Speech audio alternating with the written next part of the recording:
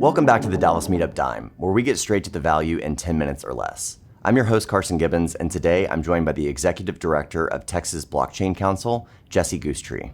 Jessi, how are you? I'm good. Thanks for having me, Carson. It's good to meet you today. Yeah, good to meet you too. What is Texas Blockchain Council? So Texas Blockchain Council, we are a trade organization. We have over 100 corporate members, and we seek to educate, advocate, and connect members of the digital asset ecosystem. Digital asset ecosystem. Yes. Pretend like I'm a layperson, completely naive to this. Yes, digital asset ecosystem. So we have everybody from Bitcoin miners who are now maybe working in the hyperscaling compute area to publicly traded crypto exchanges, and maybe like lawyers in the area that focus on digital assets, and then folks like traditional financial services people that are now asset allocators in the crypto space, and everything in between. So financial services providers that are now focusing in this space and maybe haven't before, and then anybody that just might want to be educated. And you do what to bring them together? Like, what is your mission as TBC, like from a legislative, a collaborative perspective? So we seek to educate lawmakers and regulators on things that help our clients advance this industry forward, and also bring the community together and educate the ecosystem as a whole as well. So anything that would affect our members, we bring forth that information to them. So through committees, through different educational series, and through different events that we host. It's fascinating because this is bleeding edge stuff, and you're taking a not-for-profit educational collaboration umbrella go to market. It's kind of an old school approach to what is a bleeding edge industry. You're trying to update politicians and legislators on the latest and greatest. What does that look like? That's got to be very hand to mouth almost. It is, and it is difficult sometimes because it is such a new thing. But I find that you start with staff. And when you're educating lawmakers, it usually starts with staff, and a lot of their staff are pretty young. So they actually know a lot of what's going on. And from there, it helps a lot when the staff knows what's going on and they're really interested into it, and they can get their boss really interested into it. But the industry's actually come a long way. And so, Texas has been leading in this area for a long time. We started working on this quite a few sessions ago. Texas meets every 2 years during session.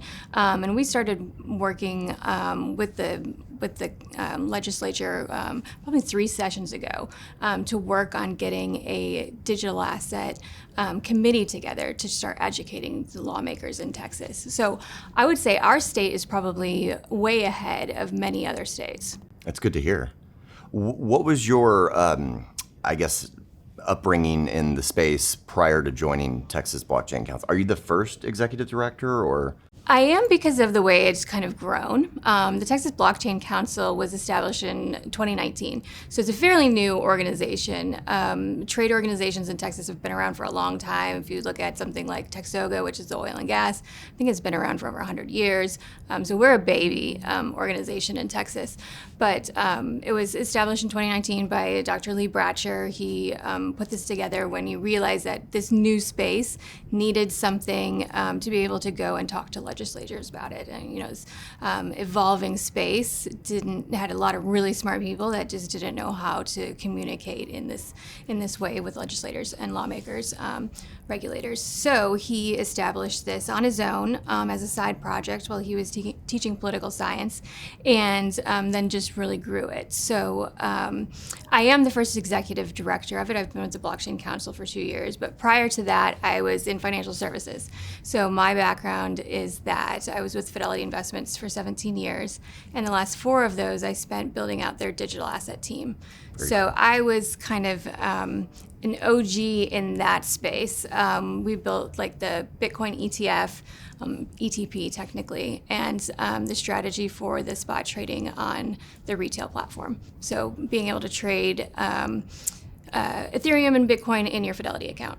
Interesting. Yes. You were on the pioneering team of that, bringing that to market. Yeah, I was. So were you like a consumer attendee of the events that this person that founded Texas Blockchain Council was putting on? Yes. So Lee and I were good friends, and I really was interested in talking to legislators and lawmakers about how the things they were putting in place, especially at that time, was really hindering what the industry was able to do and move forward because they didn't understand the products.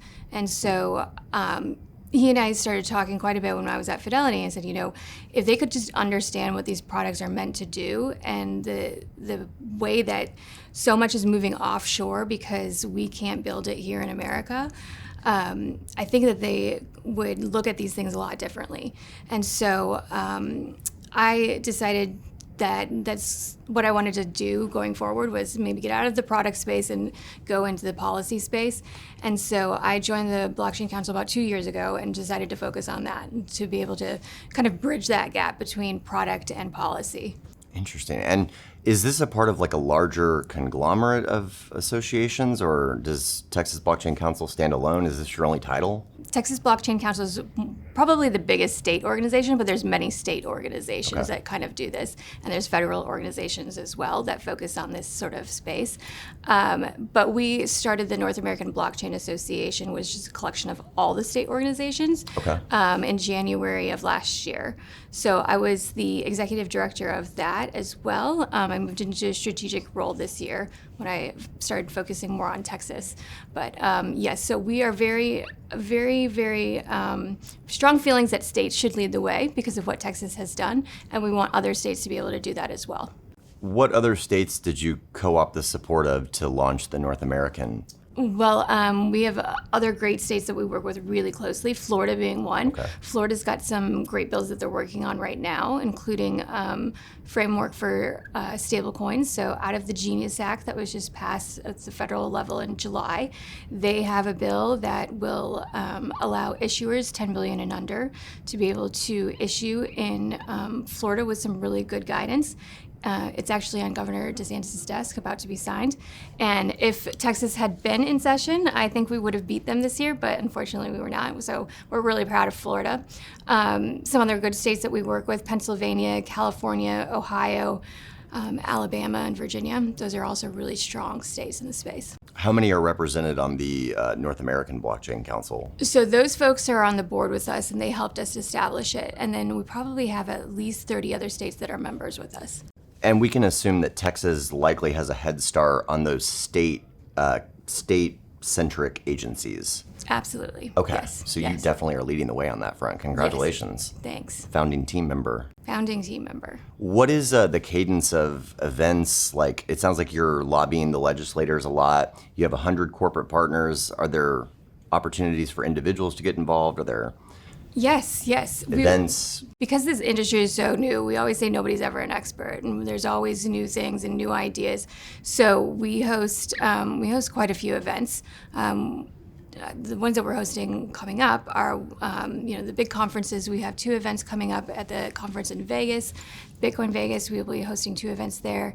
And then we have our big North American Blockchain Summit that happens in November. That will be at the Medal of Honor Museum in Arlington, Texas. Very cool. And the last 2 years we've hosted it here in Dallas at the Bush Presidential Center, which has been really great. And those are kind of the bigger ones, but then we do host smaller ones throughout the year. Happy hours and Third Thursdays, where a lot of our sort of individual kind of more entrepreneurial members will come and meet each other and talk about ideas, which is really great to see that in the ecosystem. Really great event that's not so crypto-centric that we're doing is called TexCap, and that will be May 20th, and it will be on SMU's campus. And that is really to bring together more of the capital markets folks that we also interact with. And we are hosting that in partnership with AAPL, which is the Association for American Petroleum and Landmen. Cool. And because of all of the just excitement around the Y'all Street and the economic development that's happening here in Dallas, we're really plugged into that as well. And so we're excited about that event. We're really appreciative for the partnership upcoming for Dallas Meetup at the Village Country Club. Look for the Texas Blockchain Council team. They will be out there. We will be featuring Jessi as one of our featured networkers in the cohort. I don't know if you've been to a Dallas Meetup in the past, but picture it as a wide array, a big foundation of laptop class practitioners that are strung across fintech and CRE and consumer packaged goods. What is the thing that you'd like for them to leave this podcast understanding? What is your ask of our community? I think that, for a long time it was like crypto bros and things like that. I think, it's becoming more institutionalized and mainstream. And Yes. I think, especially as our group is growing and our organization is growing, our new president is still a state representative. He helped write the bill that is now the Strategic Bitcoin Reserve. It's putting actual Bitcoin on the state's treasury.